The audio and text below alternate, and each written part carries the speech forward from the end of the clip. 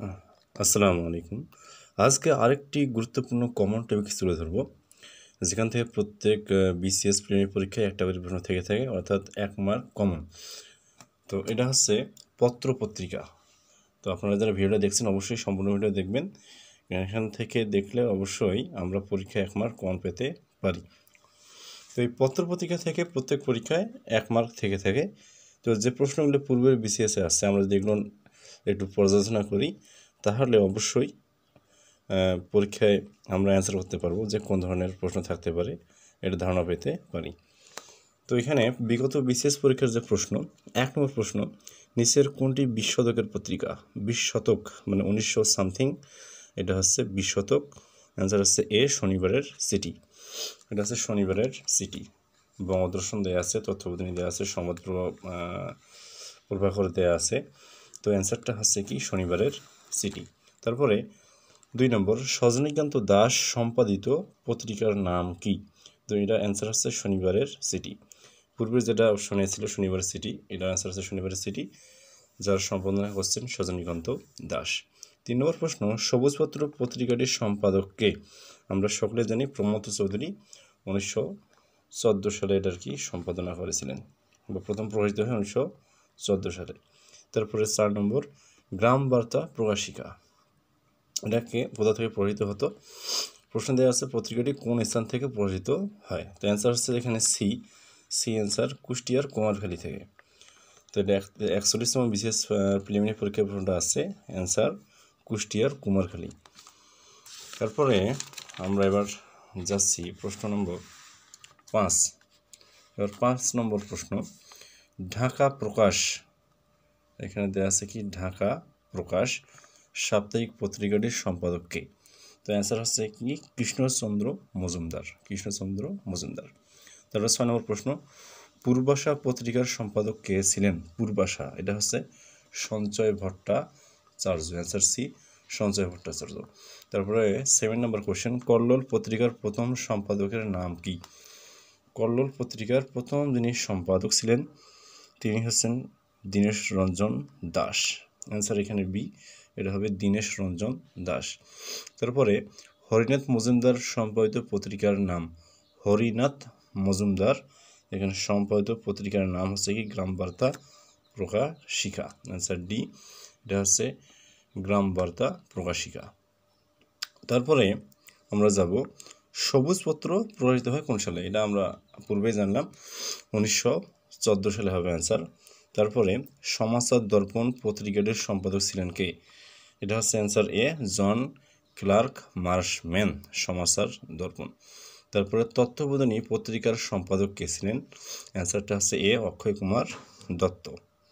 তো এটা মনে রাখার বুদ্ধি হচ্ছে কি এই তত্ত্ব আর দত্ত মিল আছে, এইভাবে মনে রাখবেন। তারপরে 12 নম্বর প্রশ্ন, বাংলা সাহিত্যের অন্যতম বিশিষ্ট পত্রিকা কল্লোল কত সালে প্রথম প্রকাশিত হয়? তো অ্যান্সার হচ্ছে কত 1923 সালে। এরপর আমরা যাব 13 নম্বর প্রশ্ন, পূর্বাশা পত্রিকার সম্পাদককে? এটা আমরা আগে জেনেছি যে সঞ্জয় ভট্টাচার্য। জানি যে একই ধরনের প্রশ্ন অনেকবার পরীক্ষায় আসছে, তো গুরুত্বপূর্ণ, বারবার পরীক্ষায় আসে।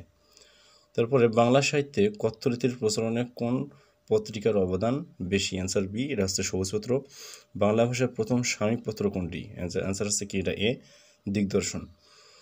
নজরুল ইসলাম সম্পাদিত পত্রিকা কোনটি? অ্যান্সার সি, ধূমকেতু। এটা হচ্ছে কি ধূমকেতু, তিনি ধূমকেতু সম্পাদনা করেছিলেন কত সালে? 1925 সালে। সাপ্তাহিক সুধাকরের সম্পাদককে? সুধাকর, এটা হচ্ছে কে শেখ আব্দুর রহিম, শেখ আব্দুর রহিম অ্যান্সার।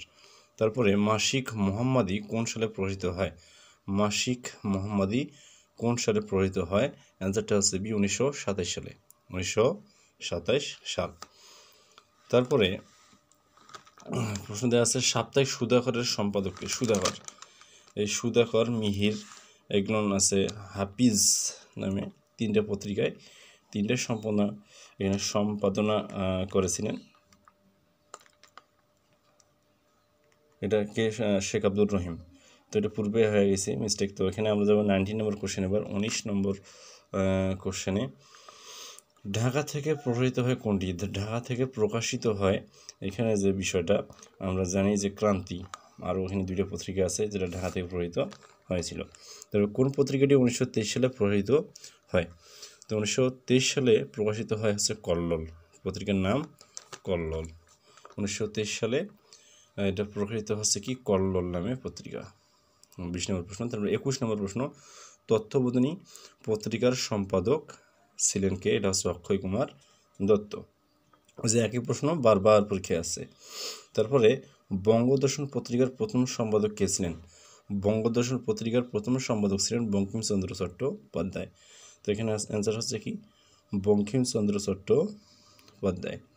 তারপরে সিকান্দার আবু জাফর সংবলিত পত্রিকার নাম কি? এটা হচ্ছে সমকাল। এটা অনেক সময় ধরে চলছে সমকাল।